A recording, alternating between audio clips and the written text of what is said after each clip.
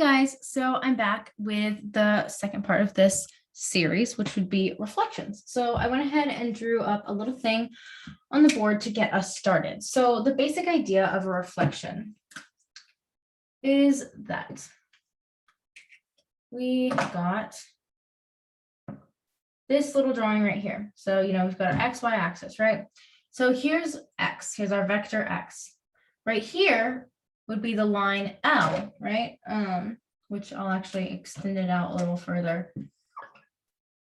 So here's our line L with this being the vector parallel to L. Here is the vector perpendicular to L. All the way down here is our reflection onto L of X. Or our reflection over L of X. So this is the basics of what a reflection is. You take this and you reflect it over L onto this, right? And then the other thing to point out is that this right here is going to be negative, the negative version of this, just, by virtue of basic subtraction. So the first thing that we can really write out is that the reflection of over L of X is going to be equal to this minus this, right? Because that makes sense, right? Like if we take this and we subtract this, it's going to give you that. So that's like really the basics of where we're going to start, right? But to figure this out a little bit more, to keep going on, if we know that the vector X equals the this perpendicular vector right here, or this parallel vector right here, plus this perpendicular vector, right? Because, we can see, this plus that is that, right? So if we know that, then what would happen if we added these two together, right? Like what if we added the vector X plus the reflection over L of X? What would that equal? Well, it would equal this plus this plus this minus this, right? Well, if we did, the arithmetic here, what we would get would be 2 times X, 2 times the parallel vector X right here, okay? So that's what we get but see, we've added this vector X, right? Like it's the reflection over L of X plus a vector X. So, we're going to have to subtract that vector, right? So what we get is that the reflection over L of vector X equals 2 times the parallel vector X minus vector X. So this is important. Keep that in mind. So now that we've done that, what do we want to do with that? So we can then say 2 times this. Well, if we remember, thinking back to our orthogonal projection video, this is equal to the projection onto L of X. So we could then say the reflection over L of vector X equals 2 times the projection, orthogonal projection onto L of vector X minus vector X, right? Then from there, what we can do is we can pull out vector X. And if we were to do that, what would happen? So if we were to do that,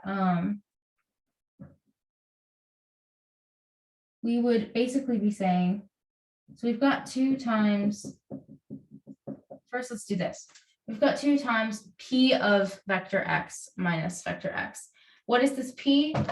The P, if you remember, is what we called the matrix of the orthogonal projection, the one that had all the U's and everything. So, we can just simplify by saying the matrix, right? Because that's really what matters. So 2 times the matrix of the orthogonal projection times vector X minus vector X, right? But then from there, what we can do is we can actually pull out, we can pull out an X. So if we pull out an X, what we have is X, then in parentheses 2P minus I2. Now, the I2 might confuse you for a second. basically I2 is going to be this matrix 1, 0, 0, 1. The reason that matters is, if we think about it, this is basically E1, E2, it's the two standard vectors. It's basically, the matrix that if we take X and multiply it by, we're going to get the two components of X, right? Because, if we remember, the whole point of these standard vectors, or of having, an identity, what we call an identity matrix like this, is that it isolates out the components. So that's just what would happen, because if we multiply this times that, it'd give us all the components of X. So keeping that in mind, we can now say that this is equal to the reflection, right? So now that we can say that, we can get a little bit, things can get a little bit more a little bit easier. And I'm going to erase all the way up to this. This is all the explanation. And from here, we're going to use this, right? So we're going to do what we did in the last video with the orthogonal projections. We're going to take this and we're going to write out all the components and use it to find the matrix, just like I said we would. So using this formula, we can say that matrix S, not P, S, is going to equal 2P minus I2, right? Which means that will be 2 times P, which is, as you remember, the thing with the U's. So U squared, 2U1, U2, 2U1, U2, 2U2 squared, minus I2, which would be, like I said, the identity matrix 1, 0, 0, 1. Okay. So what can we say from here? If we actually do this arithmetic, what we get is 2.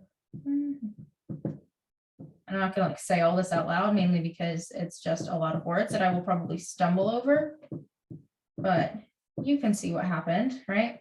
So this would be S.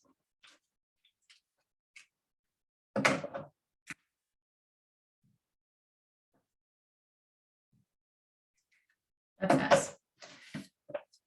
This is our matrix, right? Well, the book simplifies this down into into a generic version. This would be the other part where I get confused, like I did in the last video, that will still have to be talked about with Dr. Prudhomme, because they skip over the step of explaining why this is true. But their point is that you can take this, where it has to do with the unit vector, and turn it into a matrix A, B, B, negative A, where A squared plus B squared equals 1. So this is what we end up with. And basically, we're all tracking until here. There's just a step in between from here to here to get it to be this generic matrix that I'm pretty sure is most likely simple arithmetic, or a simple formula that I did not remember or did not connect. But I will, again, this will be one of the things that I bookmarked to come back to on a future episode, in case you're curious about understanding exactly why this is the case. Because I understand, because I also feel like that. I also really like to know why things are true. But once we have, once we've accepted this as a true condition, there are a couple things that we can say. One of them being that if we break this up into the column vectors A, B, plus B, negative A, we can really say that these are still unit vectors, because, or we can still say that they're standard vectors, like I said, like the E1, E2. If we've got A squared plus B squared equals B squared plus negative A squared, so these two equal each other, right? Like A squared plus B squared equals B squared plus negative A squared. And this is what they're saying. These are still unit vectors because, they said the condition was that A squared plus B squared equals 1. Well, that means that B squared plus negative A squared also equals 1. So both of these equal 1, like A, B equals 1, B negative A equals 1. So that makes both of these unit vectors still. which is, useful for realizing the connection between these two. But then the other thing that we can say is that the column vectors are actually reflections of the standard vectors. We can say that column AB is a reflection onto L of E1, and B negative A is a reflection onto L of E2. If you want to understand why this is, let me kind of erase what we've got here. Everything except for this last little bit. Why would this be the case? So if E1 and E2 are standard vectors and then reflection preserves the length, then these would also be standard vectors. Because, we have to remember when I say preserve length, when you flip something over a line, it changes its position, right, in space, but it doesn't change how long it is. We're not scaling it up or down. So, it's still going to be just a reflection of E1 and E2. The last thing that we can note about this matrix is that it's perpendicular or that the column vectors are perpendicular, because reflection also preserves the angle. And I think that's what the book wants you to take away, is that I think it's using these things to prove that reflection preserves length and angle, because just based on what I know about math texts, they probably want you to know this as like some sort of property. But if you want to know why it preserves angle, if we think about it, A times B plus B times negative A is going to equal 0, right? And that's the dot product for a perpendicular vectors. So those are kind of the main things that you should know about reflections, and that is our matrix, right? And as I said, the matrix is the most important thing for knowing how to transform, right? Because, the way that you transform is you take some vector and you multiply it by a matrix, and that's how you get the transformation. So, if we take a vector, we can multiply it by that A, B, B negative A transformation matrix and get the transformation of a reflection. The last thing that I really want to do is, as I said, just kind of summarize out these points. So we're going to do definition. It's 2.2.2. We just love how the book likes to use a very weird number system for labeling definitions, which isn't weird. It makes sense. It's logical, but it can't just be called like the rule for, I don't know, reflections. That would just be too simple to locate again when you need it, but that's okay. So if we have line L in coordinate plane,